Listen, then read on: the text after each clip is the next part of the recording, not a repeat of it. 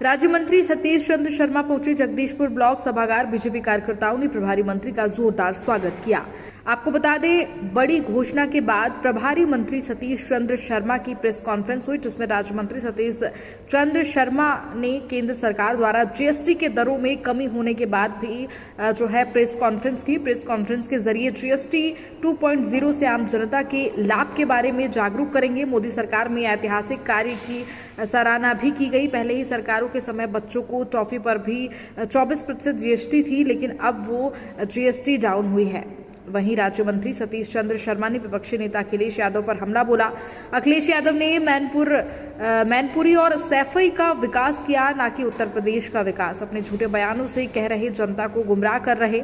अखिलेश यादव द्वारा आजम खान की रिहाई व मुकदमों को खत्म करने की बयानबाजी पर बोले मंत्री। कहा, विपक्ष नेता अखिलेश यादव जो संविधान की दुहाई दिया करते थे, वो आज कानून सम्मत कार्य होने पर भी बयानबाजी कर रहे। व्यापारियों को लाभ मिलने वाला है और इसे कैसे लोगों तक पहुंचाया जा रहा है? देश के यशस्वी माननीय प्रधानमंत्री नरेंद्र मोदी जी के नेतृत्व और उनके कुशल मार्गदर्शन में नवरात्र के प्रथम दिन से नेक्स्ट जनरेशन जीएसटी सुधार के क्रम में जीएसटी को लागू करने का सरकार ने काम किया है। एक तरफ जहां जो खाद्य सामग्री हो, अभी तक हम देखते थे खाद्य सामग्री हो, भवन निर्माण हो, स्कूली शिक्षा से जुड़े कापी किताब, पेन पेंसिल हो, और चाहे इलेक्ट्रिक या इलेक्ट्रॉनिक सामग्री हो, चाहे ऑटोमोबाइल सेक्टर हो, मतलब 99% से अधिक जो आम जनजीवन की ज़रूरतें थी उसको ध्यान में रखते हुए सरकार ने जीएसटी में सुधार करने का निर्णय लिया है। आज सरकार ने उन दरों को चाहे 28% से 5% तक लाने का काम किया है, या 18% से उसको 5% तक लाने का काम किया है। और विशेष रूप से जो जीवन रक्षक दवाएं, उसमें सरकार ने पूरी तरीके से उसको खत्म करने का काम किया है। तो हम समझ सकते हैं कि जब इतना बड़ा कटौती जीएसटी में की गई है, जिससे आने वाले समय में जीएसटी नेक्स्ट जनरेशन जीएसटी का सुधार हुआ है, उसके कारण लोगों को बड़ा फायदा मिलने वाला है।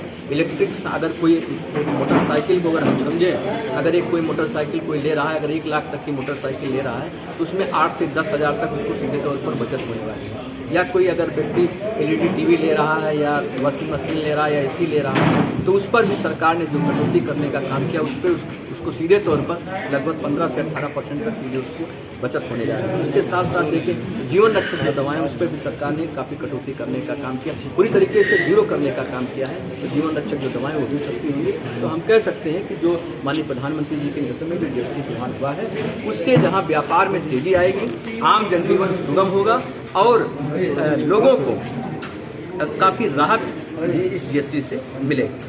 कई जो पुराने स्टॉक है उन पे किस तरीके की जीएसटी दरें लागू होंगी? देखिए, जो अभी सरकार ने जो बिलिंग हमारा जो स्टार्ट हुआ है, क्योंकि ये जो अभी आरंभ हुआ है नवरात्र के प्रथम दिन से, जो भी बिलिंग अब करेंगे उस पर जीएसटी को पूरा ध्यान रखे हुए जो सरकार ने निर्णय लिया है उसी के क्रम में हुआ है। अखिलेश यादव ने ट्वीट किया था और लिखा था कि जो राज्य जैसा प्रदर्शन करे उस अप्रोच के हिसाब से जीएसटी लागू करनी चाहिए। इस पर उन्होंने सवाल खड़ा कर दिया है। देखिए, अखिलेश जी के राज में उत्तर प्रदेश बीमारू राज्य के रूप में जाना जाता है, और उत्तर प्रदेश का विकास इटावा, मैनपुरी, कन्नौज और आजमगढ़ तक सिमट, रामपुर तक सिमट। लेकिन आज योगी जी के राज में सभी 75 जनपद में, चाहे हम बिजली को देखें, 8 घंटे से बढ़ाकर 18 घंटे आज हम गाँव में पहुँचाने का काम कर रहे हैं। उनके समय एक हफ्ता रात मिलता था। एक्सप्रेस वे का निर्माण की हम बात करें, तेजी के साथ आज चाहे वो हर मंडल स्तर पर आज हम देखें कि जहाँ पर एयर कनेक्टिविटी को हमारी सरकार ने बढ़ाने का काम किया है, प्रत्येक जनपद में मेडिकल कॉलेज का अगर हम बात करें, हर क्षेत्र में सरकार ने प्रगति करने का काम किया है।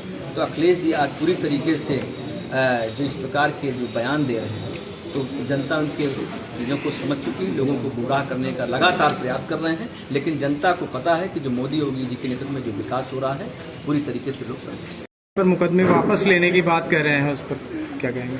अब देखिए, सबसे बड़ी बात है कि जो अभी तक लोगों को संविधान की दुहाई देकर लोगों को उन्होंने गुमराह करने का काम 2024 में, और आज जब कानून बिलसम्मत काम कर रहा है, तो इस प्रकार की बयानबाजी कहीं न कहीं जो है तुष्टीकरण की उनकी नीति का एक हिस्सा है।